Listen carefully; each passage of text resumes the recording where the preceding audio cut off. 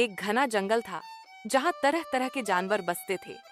उसी जंगल में एक चालाक बंदर और एक शक्तिशाली शेर रहते थे। शेर जंगल का राजा था और सब जानवर उससे डरते थे। बंदर को अपनी चालाकी पर बड़ा घमंड था। एक दिन बंदर ने सोचा कि क्यों न शेर को सबक सिखाया जाए ताकि उसे भी मालूम हो कि अक्ल ताकत से बड़ी होती है। बंदर ने एक पेड़ पर झूला बांधा और खूब पके आम नीचे रख दिए। जब शेर का गुजर वहां से हुआ तो आम देखकर रुक गया। बंदर ने ऊपर से कहा, ए शेर बादशाह, अगर आम खाने हैं तो पहले पेड़ पर चढ़कर मुझे पकड़ो। शेर को गुस्सा आया। उसने पेड़ पर चढ़ने की कोशिश की मगर बार बार नीचे गिर जाता। बंदर शाखाओं पर उछलता रहा और शेर को चढ़ाता रहा। शेर की नाक कट गई। सारा जंगल हंसने लगा।